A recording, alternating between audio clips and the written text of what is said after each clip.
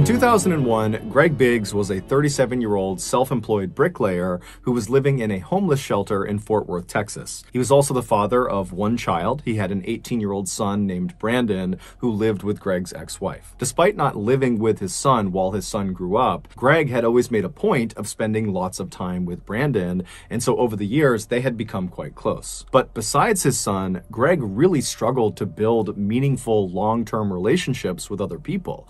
It was like no matter how friendly and outgoing he was, people would just come into Greg's life and would leave very, very quickly. This made Greg, who always had struggled with his mental health, feel very isolated and lonely and desperate for human interaction. And so on the rare occasion where people did come into Greg's life, a new friend or a new love interest, he was always so excited to try to please them and keep them around that he would often go overboard with his generosity and his willingness to do things for these people, to the point where he really set himself up for being taken advantage of. Case in point, 2 years earlier, a woman had kind of suddenly come into Greg's life, and Greg very quickly fell in love with her. And early on in their relationship, this woman tells Greg that she's struggling financially. And without any hesitation, Greg started giving her all of his money. Now, Greg was not a wealthy man, not by a long shot, and so before long, he had literally given this woman all of his money, to the point where Greg could no longer make truck payments, he couldn't make house payments, and so his vehicle and his home were repossessed.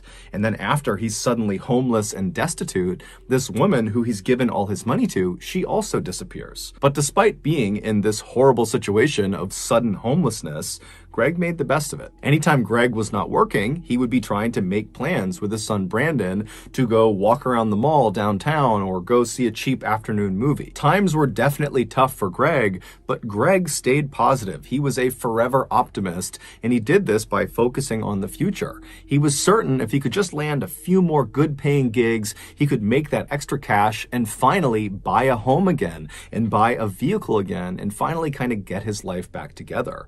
But unfortunately, he would never get that chance. On the morning of October 27th, 2001, two men called the Fort Worth Police Department to report having seen something suspicious on a park bench inside of COBB Park. COBB Park is this big public park with playgrounds and walking trails and fields. And at the time, COBB Park was not considered a very safe place to be, especially after hours. There was lots of shady people in the park. So when the Fort Worth Police Department gets a call about something shady happening in COBB Park, they aren't surprised. And so they dispatch a single detective to go over to the park and meet these two guys and see whatever suspicious thing is on this park bench. And so this detective, he goes over to the gates of COBB Park, he meets these two guys, and they kind of explain what they saw. They give him directions to this bench, and then he thanks them. He hops back in his cruiser, he drives through the gates, and he starts driving down the trail, and then he pulls off and parks his cruiser, knowing that the bench in question is right around the corner, maybe 200 or 300 feet away. And so he parks his cruiser, he gets out, and he starts walking on this cement path, and as he's walking, he can't see the bench yet, but as he's walking, he sees there are deep tire tracks in the grass and mud off to the right side of the walking path. So he's mentally kind of taking note that somebody had been driving inside the park fairly recently off the trail. And so he keeps on walking, and he begins to make that turn, and he sees up ahead the bench in question, and he can clearly see these deep tire tracks go right up to the bench. And then as he begins to make that turn, and he's maybe 30 or 40 feet away, he can actually see what's on this bench, and he can see this big lump that's kind of wrapped up in what looks like a rug or a blanket. And then as he gets closer and closer, he can finally see that very clearly there is a person inside of this blanket that's kind of laying out on this bench. And when he's about 10 or 15 feet away, he can see it's a man, and this man is clearly deceased. So this detective, he walks right over to the bench, and he's looking down at this body, and he can see the right arm on this guy is very badly broken, and his right leg is also very badly broken. And then his left leg is not only broken, but it's been partially amputated. In fact, the left leg is barely hanging on. And so this detective, he's looking at this guy thinking, okay, this person must have gotten wrapped up in these shady criminal dealings that are known to take place in COBB Park, and somebody beat him to death, or they beat him and then shot him to death. But as he's looking at the body, despite these extensive injuries, the bruising on his body was not consistent with someone who had been beaten to death. And in terms of potentially being shot to death, he began looking at the body, and from where he was standing, he could not see an entrance or an exit wound of a bullet. And so stumped, the detective steps back and is just kind of pondering what he's looking at when he realizes there's very little blood anywhere near the bench or on the body. And considering the left leg has been nearly amputated, you would think there would be lots and lots of blood, but there wasn't.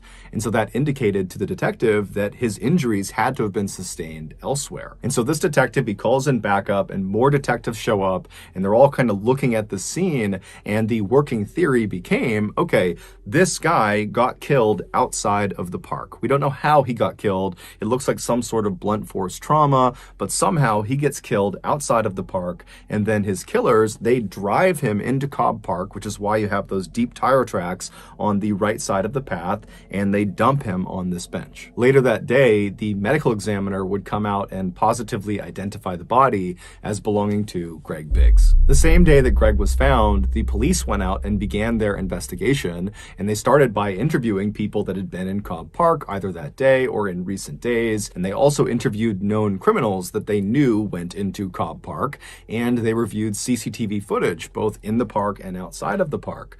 But no one knew anything about what happened to Greg, and the footage didn't show them anything interesting. And so very quickly, Greg's case began to languish, and no one knew what to make of it. Then, in February of 2002, so roughly 4 months after Greg was found, the Fort Worth Police Department received a phone call. It was from this young woman named Miranda Daniel, and she said, "I know what happened to the man in Cobb Park." And the story she would tell them at first was so hard to believe that the Fort Worth Police Department weren't sure if this was a prank or not. But when they followed up on her lead and they went to a very specific address that she had mentioned, they realized she was telling the truth. This is the unbelievable true story of what happened to Greg Biggs. On the evening of October 25th, 2001, so 36 hours before Greg was found in Cobb Park, 25-year-old nurse's assistant Shantae Mallard arrived at her friend's apartment in Fort Worth, Texas.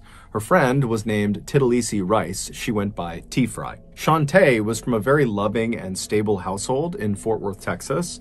Her parents had raised her to be kind to other people and to always work hard and to stay out of trouble, and by and large, Shantae acted accordingly. But in her late teens and early 20s, Shantae began to secretly rebel against her parents. On the surface, when she was around her parents and her family, she was the goody two-shoes that always followed the rules.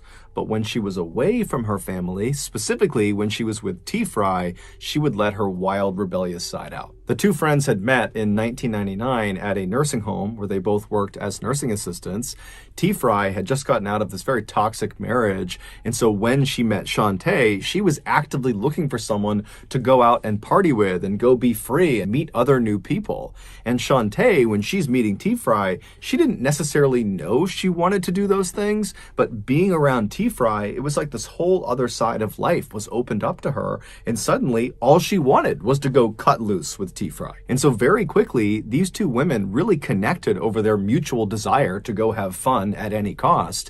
And before long, they were not only drinking and doing drugs and partying on the weekends, but they were also getting high before work, which meant they were treating patients high. So with that in mind, fast forward back to October 25th, and Shantae has just arrived at T-Fry's apartment. And so Shantae, she goes up to T-Fry's apartment, and the two start drinking some alcohol, and they start smoking some weed, and they split an ecstasy pill. Ecstasy is a big party drug. It's kind of like a cross between being a stimulant and a psychedelic. And so after these two women are fairly buzzed on these different substances and they're feeling ready to go, they leave T-Fry's apartment, they go down and they climb into Shantae's car.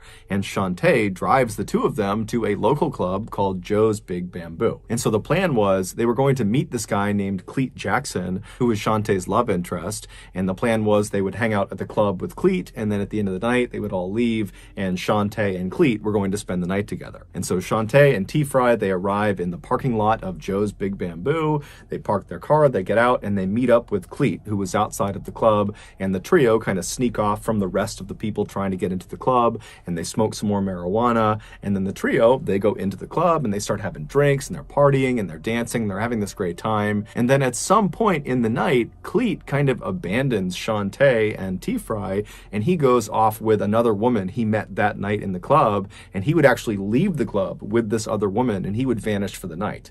And so around 2 a.m., when the club is getting ready to close, Shantae realizes that Cleet, the guy she was going to go home with, he's gone now. And so she's very frustrated, but she doesn't really have any recourse. And so she instead just goes and finds T-Fry and says, hey, let's just leave. And T-Fry, she's ready to leave too. And so the two women, they leave the club and they get out to Shantae's car, and both women are clearly under the influence. They're both definitely inebriated, but T-Fry believed she was less inebriated than Shantae was, and so she should drive. And so she told Shantae, get in the passenger seat, I'm going to drive. Shantae gets into the passenger seat, T-Fry gets in the driver's seat, and she leaves the club and she drives all the way back to her apartment.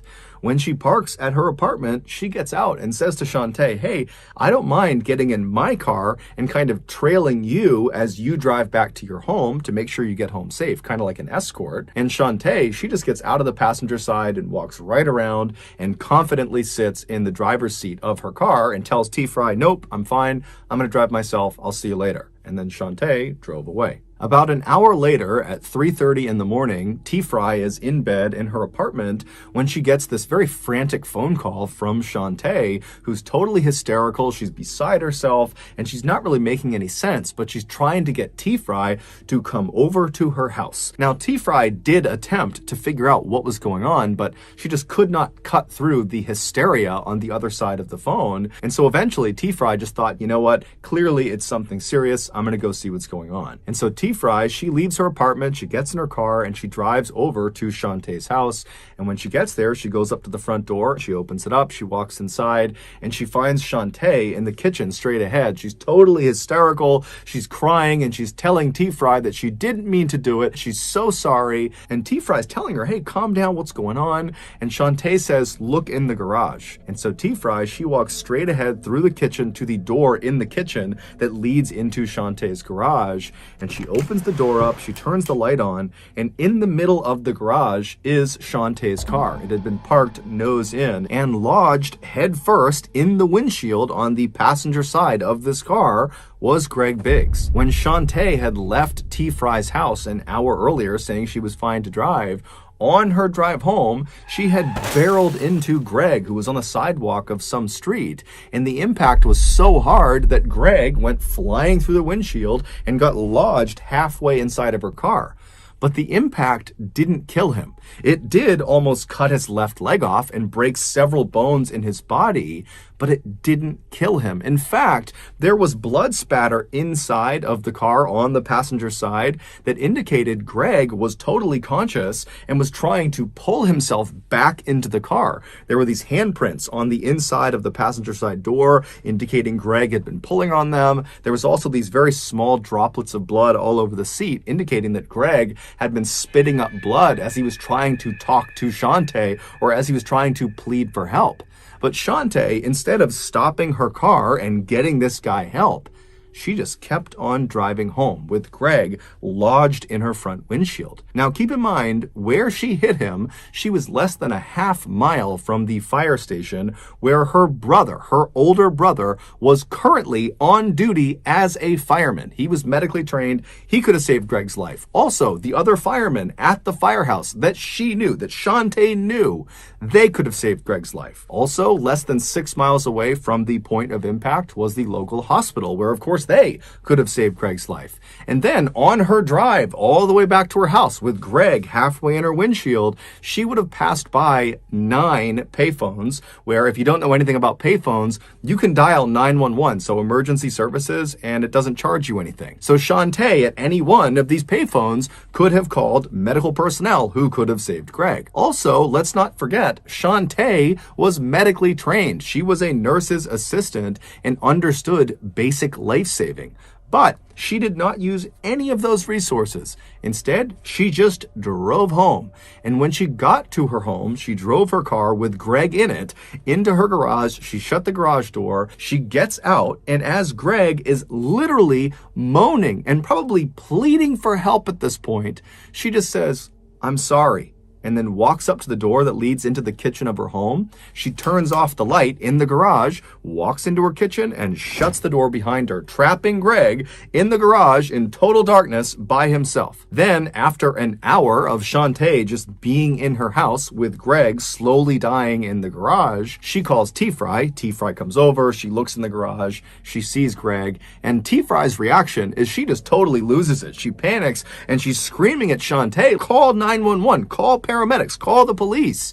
But Shantae refused. She didn't really give a reason, but she just said, "No, I can't." And then shockingly, T-Fry also does not call anyone. The two of them just turn off the garage light again and shut the door and leave Greg, and they hop into T-Fry's car and they drive to T-Fry's apartment where they sleep for several hours. And then when they get up that morning, they go back over to Shantae's house and they check on Greg, who's now motionless. And at this point, Shantae, she calls Cleet Jackson, the guy who she was supposed to go home with at the club but had abandoned her for some other girl. She calls him and says, "Hey, I have this huge problem. I need you to come help me." And so Cleet Jackson has no idea what he's walking into, but he goes to her house and he goes through her kitchen. She opens the door and he looks into the garage and he sees Greg in the window, and he's furious with Shantae because now he's gotten involved and he doesn't really know if Greg's alive, and he doesn't really know what to do because he's on parole, and if he gets wrapped up in this, he'll go back to jail. But he ultimately decides he's just going to help Shantae because he believes at this point Greg is dead. So there's nothing they can do to save Greg. And so that night, Cleet gets in touch with his cousin Tyrone,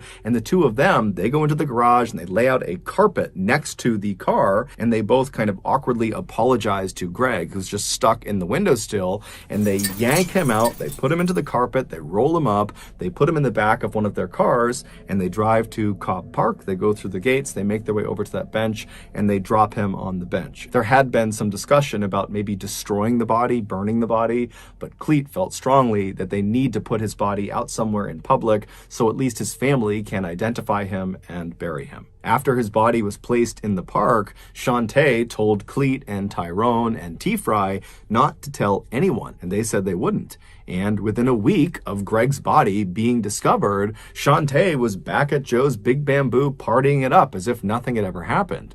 But eventually, T-Fry would tell a couple of her friends, and before long, word had gotten out. And one person found out about it that was kind of in the network of these people, this woman, Miranda Daniels, and she really didn't like Shantae. And so she was the one who actually called the police and turned her in. And when the Fort Worth police followed up on Miranda's tip, and they went to Shantae's house, they went into her garage, and there was her car with the windshield still obviously busted in from something being smashed through it. And there's blood all over the inside of the car, and there was some obvious attempts at trying to destroy evidence inside of the car. The seats had been taken out, some things had been burned, but none of the attempts Shantae had made had actually destroyed any of the evidence. During the trial, the medical examiner who had done the autopsy on Greg Biggs said his injuries would not have killed him right away. Now, he didn't know for sure how long he would have been alive, but he believed it could be as long as several hours or maybe even up to a whole day. And during that time, Greg was just trapped inside of this pitch black garage. No one's coming to help him, despite people coming in over and over again that he's pleading with to help him, and he would have been in excruciating pain. He's got several significant broken bones, his leg has been nearly amputated, he's got cuts all over his body, and he would have been trying to pull himself out of the windshield, and every movement he was making would have been sending the jagged pieces of metal and glass into his body. I mean, this is a drawn-out, horrible death. And during the trial, every single medical professional and every single law enforcement official said, had Shantae brought Greg to get medical attention at any point in the first couple of hours, just basic medical care, he would have lived. And so his death is entirely because of Shantae's absolute indifference. T-Fry would ultimately, in exchange for full immunity, testify against Shantae, and Shantae would ultimately be found guilty of murder of Greg Biggs, and she would be sentenced to 50 years in prison. She'll be eligible for parole in 2027. In cause number 037152D, styled State of Texas versus Shantae Juan Mallard. Verdict form is to count one. We, the jury, having found the defendant, Shantae Juan Mallard, guilty of the offense of murder, assess her punishment at confinement in the Institutional Division of the Texas Department of Criminal Justice for a period of 50 years. As for Cleet Jackson and his cousin Tyrone, they received 10 years and 9 years respectively for their role in the crime. During the victim impact statement portion of the trial, Brandon Biggs, Greg's son, he took the stand and he very eloquently told Shantae that he forgave her, and it seemed very genuine and it moved Shantae to tears. And then Brandon looked out at the audience where Shantae's family was and he said, you know, not only do I feel horrible for my family, but I feel bad for your family, Shantae, as well, because this crime has destroyed all of us.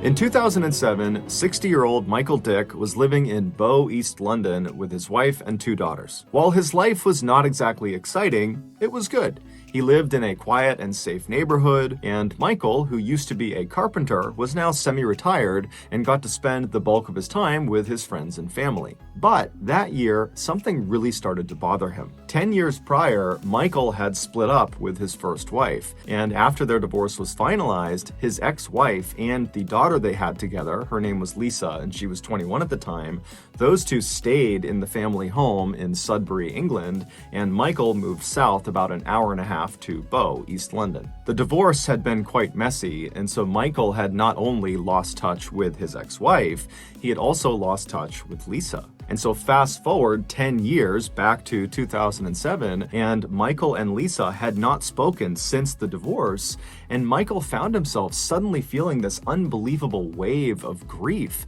over the loss of his relationship with his first child. And so after speaking with his current wife and his 2 other daughters, he decided that he had to go find Lisa. He had to be reunited with her. The only problem was he didn't know where Lisa lived, he didn't have her contact information, and he didn't know where his ex-wife was, so he couldn't even ask her how to get in touch with Lisa. However, he did have the street address of where they used to live in Sudbury, England, and so he decided that would be his starting point. So in August of that year, Michael and his 2 other younger daughters, they hopped in the car and they left Bow, East London, and they headed up to Sudbury. And when they got there, Michael navigated to his old street, which had brick houses lining each side of the road, and he drove down until he spotted his old house, and he parked right out front, and then he alone hopped out of the car and he walked up to the front door. He took a deep breath and then he knocked on the door.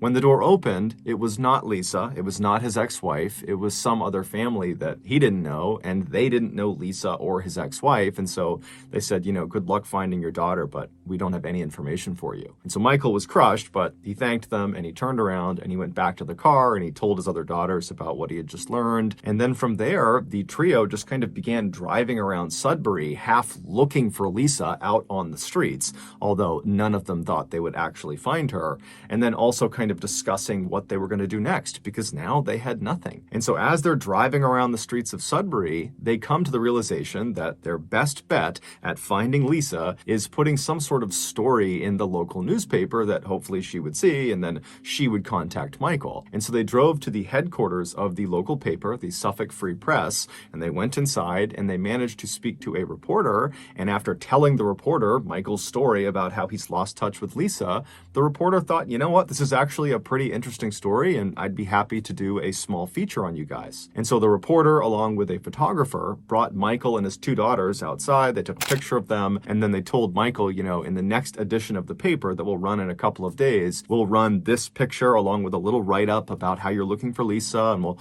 put your contact information in there, and hopefully she sees it and she reaches out to you, and you can be reunited and live happily ever after. And so Michael thanked the reporter and the photographer, and then he and his other two daughters hopped in the car and headed back to Bow, East London. In 2007, at the same time that Michael was beginning his search for Lisa, Lisa was actually beginning to think, you know what, I want to go find my dad. Lisa was now 31 years old. She had 3 kids of her own. She was married. She had moved out of Sudbury to a neighboring town.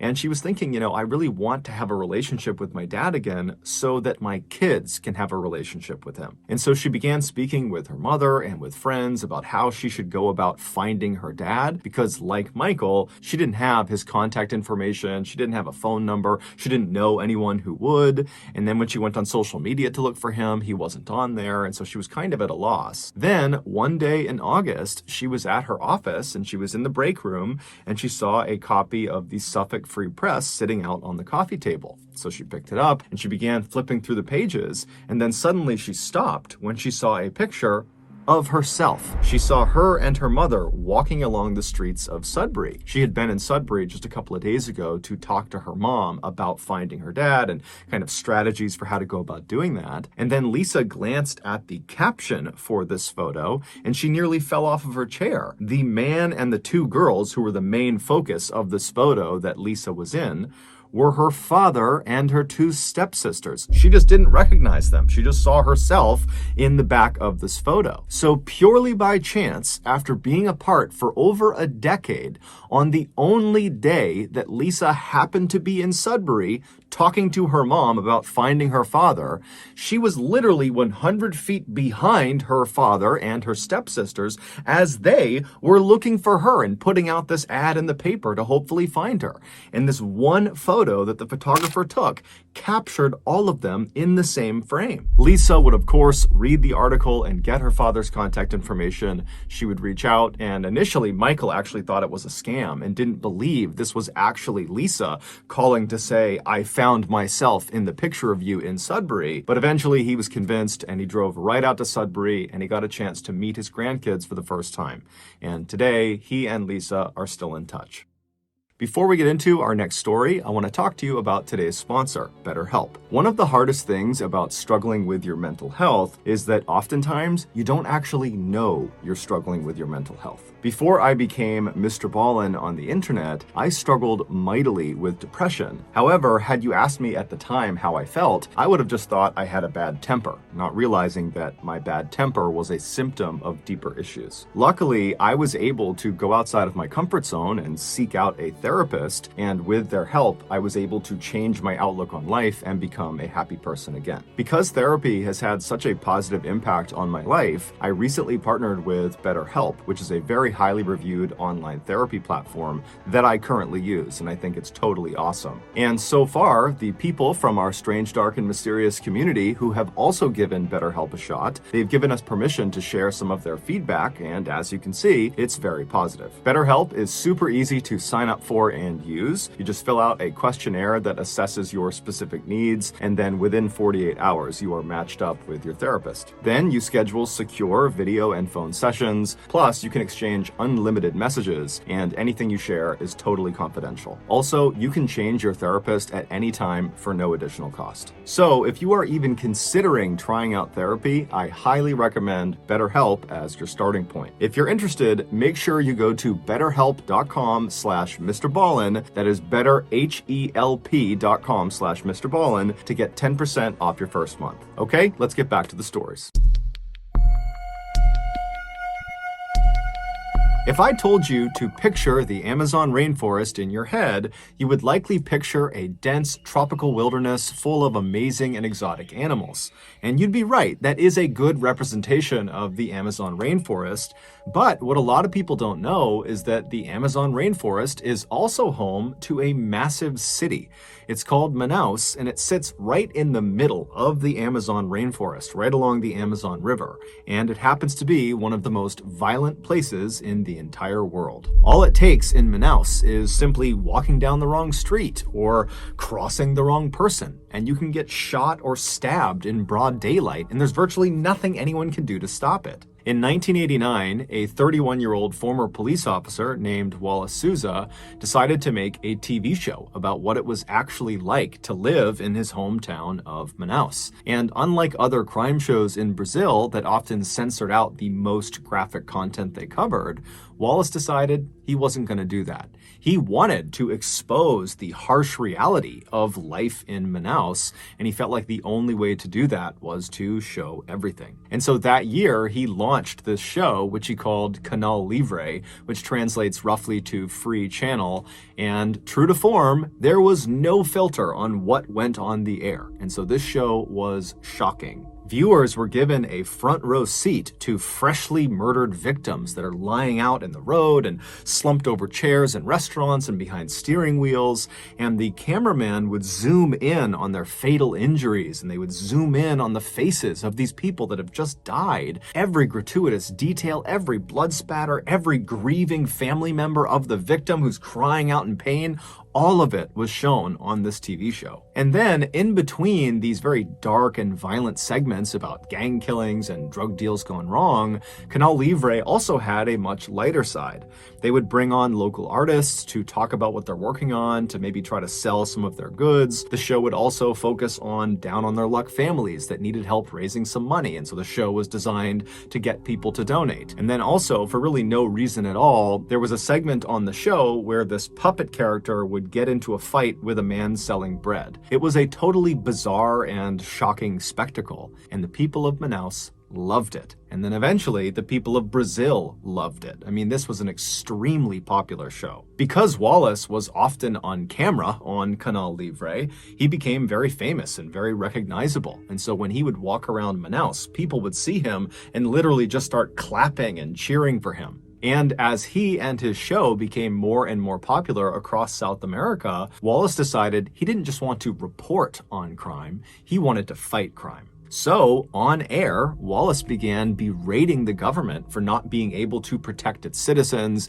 and he berated the police for not being able to catch the criminals. And then off the air, Wallace campaigned for and was elected to political office in Manaus, where he continued to push hard to reduce crime in the city. And so it wasn't long before Wallace went from just being a relatively well-known TV host to being one of the most beloved and influential and trustworthy people in all of Brazil. However, over the years, there was one strange thing about his show, Canal Livre, that people just couldn't wrap their heads around. This oddity was most obvious in a now famous episode of Canal Livre that aired sometime in the mid-2000s. This episode opens with a Canal Livre reporter making their way through a jungle, and there's a cameraman filming them from behind. And this reporter, they're very carefully walking through, kind of pushing branches out of the way and high-stepping over all the underbrush. And then at some point up ahead, you see there is a clearing, and there is a third person standing in this clearing, and they're clearly looking straight down at something on the ground that we can't see. But this third person is very occupied with whatever is on the ground. And so eventually, this reporter makes their way through the jungle into this clearing, and then as soon as the cameraman gets into the clearing as well, he looks down at what is on the ground. And what you see is what appears to be a log that has previously been lit on fire because it's still smoking and it's black and it's charred. But as the cameraman zooms in, you see there are hands on this log. So you realize it's not a log, it's a human being who's obviously deceased. And based on how badly charred they are and how much they're still smoking, you realize very quickly that this person must have been on fire very recently as probably just a couple of minutes ago. Like right before the camera got here, this person was on fire. And so as you're kind of seeing this shocking image, the reporter suddenly talks about this person like he knows all the details of them already. He says, this person, it's a man, and they were not shot to death, they were doused with gasoline and burned alive. But at this point, the police had not come out. They had not seen this dead person yet. And so it made no sense that the reporter would have all this information on hand, because No one knows this stuff yet, and based on just looking at this person's body, it was too badly burned to be able to tell whether it was a man or whether they had been shot or not, or whether gasoline was used. But when Wallace was questioned about where he and his reporters got their information from, he just said, look, we're a very popular show and people call us often before they call the police, and they give us information about what's happening in the city, and we have a huge team. We watch the police headquarters, we listen to the police's radio, we watch the morgue, we have loads of informants all over the city, and so we just get our information really, really quickly. And this answer was enough until 2008. That year, in October, the police arrested a former Manaus police officer who just went by the name Moa, and they accused him of 9 murders. And so they throw him in jail, but Moa, despite the seriousness of the charges against him, seems totally unfazed. It was obvious he had some sort of powerful connection outside of prison, some person or some entity that he fully expected was going to, at any moment, swoop in and magically get him out of prison. But that didn't happen. Moa just continued to sit in jail, and at some point that began to sink in that he was kind of on his own, and so he began to talk. And the story he would tell would shock Brazil. Moa would admit to having killed some people, but he would tell police, look, I'm just the assassin. The person who hired me for these killings is Wallace Souza. It would turn out Wallace Souza started his show, Canal Livre, with the best of intentions. But when his show became massively popular, and it in turn made him, Wallace, also massively popular and powerful, he became corrupt. And at some point, after his meteoric rise, he formed this very powerful drug cartel, and then in an effort to bolster his illegal dealings and to boost his show's ratings, he decided to start contracting hitmen like Moa to start taking out rival gang members in Manaus. And he would tell the hitman how he wanted them killed and where he wanted them killed and at what time, and then after the hitman agreed to do this, he, Wallace, would go tell his camera crews exactly where to go and at what time so that they would be arriving at the murder scene literally right as it was happening or right afterwards, allowing them the opportunity to get all the gory footage before anybody else. It would take the police a year to finally compile enough evidence to charge Wallace with murder, but they would do it in October of 2009, and eventually Wallace would turn himself in. However, he denied everything. And then before he went to trial, he would die of a heart attack in prison.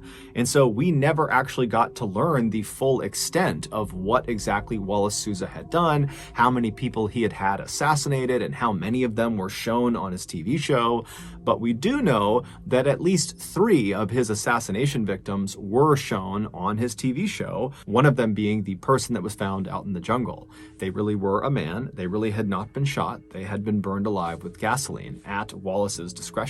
But in the end, the person who paid the highest price for the Canal Livre killings was Moa, the hitman who blew the whistle on what was going on with the show. On New Year's Day in 2017, a crime syndicate overran the prison where Moa was being held. Now, they had lots of targets of people they were going there to kill, and one of them was Moa. They were furious with him that he spoke to police and gave up information about the drug trade in Brazil. And so eventually, this angry mob of gangsters made their way over to Moa's cell, and when they found him, he was pressed up against the back of his cell wall, basically as far away from the bars as he possibly could be, and he began pleading for his life, and this horde was not having it. They were only there to kill him. And so they all have machetes and knives, and they're looking at him through the bars, and they say, we're going to come in there, we're going to cut you to pieces.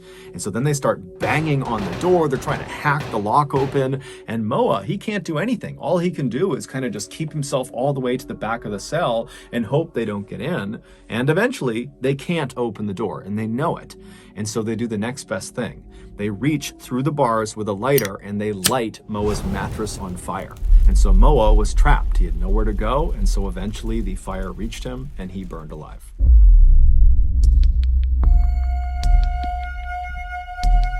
In 2010, 18-year-old Renee Marsden was living in Sydney, Australia with her parents and her 3 siblings. Renee was a very outgoing person who had a big circle of friends, and she was also very close with her family, especially her mom, Teresa. Teresa had given birth to Renee when she was only 19 years old, and so now that Renee was a young woman, because of their closeness in ages, the two had become very close friends instead of mother and daughter. And so because of that dynamic, Renee found herself always going to her mother to tell her anything going on in her life. She was her confidant. And that year, something major had disrupted Renee's life, and so naturally she went to her mom and she told her about it. It would turn out Renee's boyfriend of nearly 2 years, who she was madly in love with, well, she discovered he was cheating on her and didn't actually even care about her. He had sent these text messages that basically said as much. And so she confronted her boyfriend with these text messages, and he denied ever sending them. He said, "Look, I've never cheated on you. I don't know where those came from. I promise I've been faithful to you this entire time." But Renee just wasn't buying it, and so she had felt forced to break up with him. And so Renee naturally had turned to her mother for comfort and guidance, but Teresa, all she could really offer her daughter was, to remind her that time heals all wounds, and that certainly someday you will meet the right person for you. And amazingly, only a couple of weeks after this very painful breakup, Renee came home from work one day and she walked into the house and she was all smiles. And considering how unbelievably depressed she had been over the last couple of weeks, this really stood out. And so when her mom saw her smiling and radiating happiness, she rushed over to her and said, "What's gotten into you? Why are you in such a good mood?" And Renee would tell her that, "Actually, I've met another guy." And so Teresa said, Who? Who did you meet? Who is this person?" And she would tell her mom that his name is Braden Spiteri. He was 23 years old, and he was a graduate of the King's School, which is a really prestigious boys' school in Sydney. And his father was this really successful business person who owned this big construction company that he was set to inherit later on. And so she was just raving about how amazing this guy was. And Teresa was really happy. If nothing else, this was a very good distraction for her. And so she asked her daughter at some point, how'd you meet this guy? And Renee would tell her that Camilla had introduced them. Camilla Zaidan was Renee's best friend. They had met in high school. And Renee would explain to her mother that Braden was actually Camilla's ex-boyfriend, but they hadn't dated in a really long time, and there was no feelings between them. They were just friends at this point. And apparently, after Renee had this really painful breakup, Camilla had just felt bad for her, and so she had gone out and found the best possible match for Renee, which in her mind was this guy Braden. Teresa knew Camilla really well because she was always over the house, and she knew Teresa's intentions must have been good, but she's thinking to herself, this is bad news. You don't want to have best friends, one dating the ex-boyfriend of the other. It's just bad news waiting to happen. And so Teresa couldn't even help herself, and she says to her daughter, "Do you really think it's a good idea to be dating Camilla's ex-boyfriend?" But Renee would tell her mom, "Look, Camilla was totally upfront with me. She just wants me to be happy. She thinks Braden is a good match for me. They don't have feelings anymore, not at all. She's totally in support." And so Teresa still very much had her doubts that this was a good idea. But she put those doubts aside, and instead she said, "Okay, well, can you show me a picture of Braden? Can I see what he looks like?" And so Renee pulls out her phone and she finds a picture of Braden and she shows it to her mom. And right away, her mom is looking at this picture and seeing that Braden is a very handsome guy, big bright smile. But she sees in this picture, Camilla is very clearly laying on his shoulder like she is his girlfriend. And so again, Teresa's thinking to herself, this is not good. Someone is going to get hurt. But over the next couple of weeks and months, Renee and Braden texted each other all the time. Renee had her phone out basically 24/7 talking to Braden. The pair had made plans to meet up and see each other in person for the first time on several different occasions, but every single time they were set to go meet, one of them would have a conflict that would make it impossible to have this face-to-face meeting. And so before long, when they just could not get a meeting established, they kind of stopped trying to have face-to-face meetings. It was almost like they had built this really strong, flourishing relationship all via their phones, and it just was getting more and more awkward to actually go out and see each other in real life. It was just more comfortable doing it all on their phones. And so this digital-only relationship between Renee and Braden continued for almost a year until January of 2012, when something horrible happened. Braden was in a horrible motorcycle accident. He survived the accident, but his passenger, his best friend, this guy named Richie, who was riding right on the back of his motorcycle, He didn't survive. He was killed in the accident. And it was determined that Braden was driving recklessly. And so he was charged with manslaughter and convicted and sentenced to 2 years in prison. Even though Renee's mother, Teresa, was totally upset about this accident. I mean, she did understand someone had lost their life and now Braden was going to jail for 2 years. She understood the seriousness of this accident.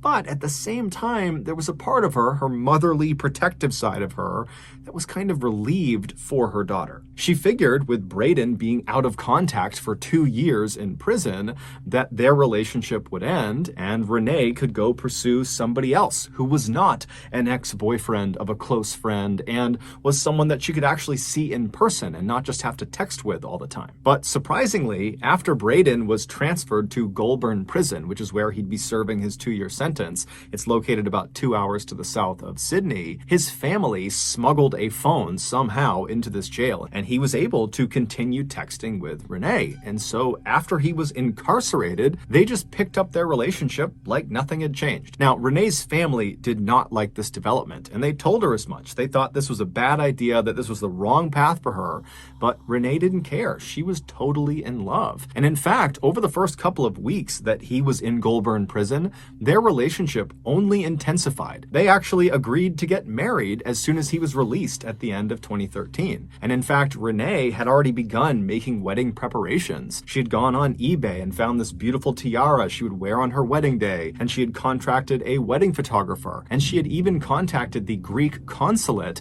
to ask if it would be okay if Braden were allowed to enter their country, because they were planning to have their honeymoon in Greece, and Braden was going to be a convicted felon, and so she needed permission for him. But in August of 2013, just 2 months before Braden's expected release date, something changed. Renee's mother, Teresa, got a text message from Braden, something she had never gotten before, and it said, "You need to check on your daughter. She's talking about killing herself." And so Teresa is totally taken aback by this message, and she goes right into Renee's bedroom where she is sitting on her bed, and her mother sits down next to her and says, "Honey, are you okay? You know, what's going on?" And Renee would look up at her mom and say, "Yeah, you know, I'm fine. What's going on with you?" And then Teresa would hold out the phone and show her the text message from Braden, and as soon as Renee saw it, she kind of sighed and looked at her mom and said, "I'm not going to hurt myself. We just broke up. Our relationship is over." Teresa knew this was going to be an extremely hard stretch of time for her daughter with another painful breakup here, but at the same time, Teresa thought to herself, this is probably for the best. That relationship just had bad news written all over it from the start, and so now she can begin to heal and move forward with her life. And so Teresa and Renee would sit in the room for a while just chatting on the bed, and then eventually Renee would tell her mom that her plans that night were to go out with her friends and cut loose and kind of just forget about this whole thing. And so Teresa sat in her bedroom on her bed as her daughter stood in front of the mirror and got ready, and then once Renee was ready, she and her mom hugged and kissed, and then Renee told her mom she'd be back soon, and then she left the house. A few hours later, Teresa received a text message from her daughter, and it started with, "Mom, I love you so much, and I'm sorry for the pain I'm about to cause you. You can still talk to me though, just call out my name and I'll be there." Teresa read this message and didn't really know what to make of it. She knew her daughter was almost certainly very upset about this breakup, but she didn't really understand the context of this message, and so she called her daughter. She didn't pick up, so she called her again, and after that second time her daughter didn't answer, she sent her a text message that just said, "Please call me back." But she sat there kind of waiting for her daughter's call, but it never came. And so Teresa, starting to feel a little bit worried about her daughter, she called Camilla and she asked her, "Hey, have you talked to Renee tonight? Because I can't get in touch with her." And Camilla would tell Teresa that actually, yeah, I just got a very strange text message from her that just said, "I love you, I'm sorry."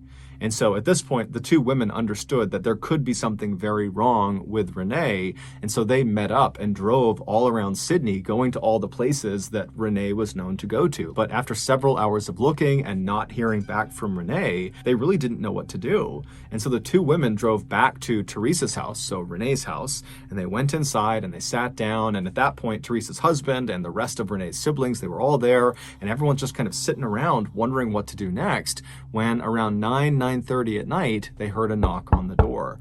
And it was the police coming to inform them that they had found Renee's car parked in an area that it shouldn't have been, but Renee wasn't there. And so they were coming to ask if they knew where she was and why her car might be out there. And so at this point, the family is totally terrified. They tell the police about these strange text messages, and then before long, the parents just rush outside, they hop in their cars, and they drive out to where their daughter's car is.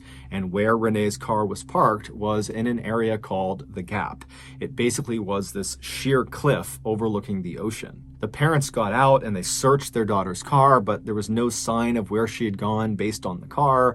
And so they began running up and down the cliffs. There was a sidewalk that kind of ran parallel to the edge of the cliff. And they're running up and down, hoping they're going to find their daughter, but there's no sign of her. And then at some point, Teresa climbed up to one of the highest points of the cliff. And when she got up there, she found her daughter's black flat shoes. And they were placed neatly together on the ground right in front of the fence that was there to prevent people from getting too close to the edge of the cliff. But despite an extensive search that night, they couldn't find any sign of Renee. She was nowhere to be found. However, the police would discover the following day that there was actually a camera that was looking at that section of the cliffs. And so they reviewed this footage and they found Renee. They saw what happened to her. And in this camera footage, you see Renee walking up the trail in the middle of the night, and she stops and she takes off her shoes and she puts them down, and then she hops over that fence. Now, the fence was not right up against the very edge of the cliff. It was set back maybe 3 or 4 feet. And so she hops over the fence, and then she steps very carefully to the edge of the cliff, and she kind of peeks over the edge and then looks visibly terrified, and she moves backwards a few steps until her back is pressed up against the fence. And then she pulls out her phone and she sends 3 text messages.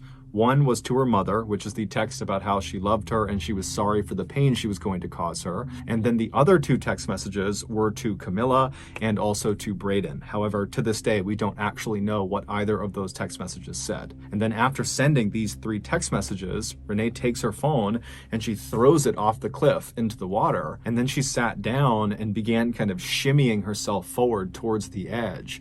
Now, the camera did not actually pick her up falling off the cliff, but it's assumed when she went out of frame that she had fallen off the cliff to her death. Her body would never be recovered. Renee's death was ruled a suicide. However, her family, in addition to being totally devastated by this horrible loss, they felt totally confused. They had no idea why this had happened, but they were certain it had to have something to do with this recent breakup with Braden Spiteri.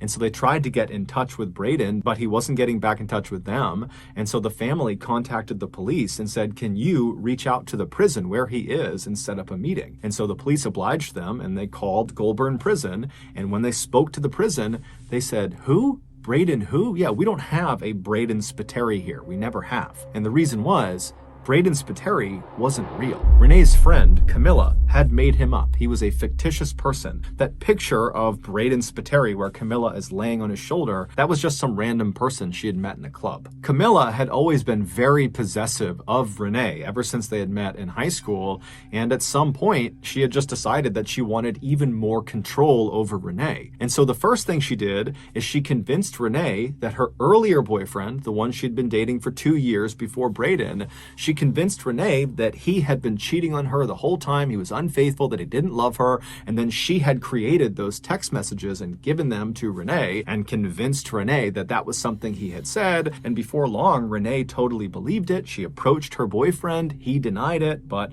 Camilla the whole time is telling Renee, he's lying to you, he's been doing this whole time, I know he's a bad guy. And so Renee had listened to her best friend and she had severed that relationship. And then almost immediately after that, Camilla swoops into the rescue and connects Renee with this Braden guy, Camilla's supposed ex-boyfriend, who really was just Camilla on the other side of the phone. And for nearly 2 years, Camilla kept this charade up, and Renee completely believed this was a real person, that Braden was her boyfriend. She loved him. And eventually, in June of 2013, so 2 months before Renee died, she confided in Braden, aka Camilla, that her friend Camilla was toxic and mean and controlling, and she didn't want to be her friend anymore.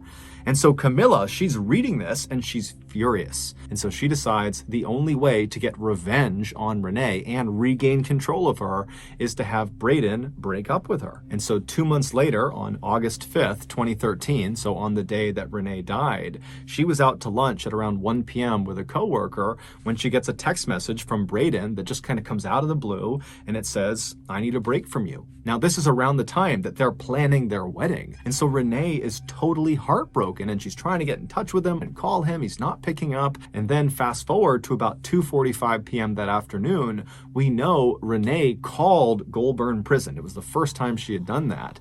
Now, we don't know who she spoke to or what they actually talked about, but it's nearly guaranteed that she learned Braden Spiteri was not being held there. And so almost certainly she would have realized that Braden is either not real, or Braden had been lying to her in such a huge way that the relationship could never work. And so no matter what, this chapter of her life was totally over. And so later that day, when she was sitting on her bed in her bedroom and her mom came in and she asked her how she was doing, it's very likely that Renee was devastated. She was crushed and probably kind of embarrassed about how badly she had just been duped by this Braden person, whoever that was. And so even though normally Renee would tell her mother everything, her mother was her confidant, she loved her mother, it was like she just couldn't bring herself to discuss what was happening to her. It was just so enormous, it was so overwhelming that she hid it from her mother. And instead, she just got dressed up, said goodbye to her mom, and then she headed out to the cliffs. No charges were ever brought against Camilla because catfishing, which is exactly what she was doing, which is using a fictitious online persona to lure people into relationships, well, that's not considered a crime in Australia. And Camilla, despite being pressed by the police and Renee's family, has never taken responsibility for this and has never apologized.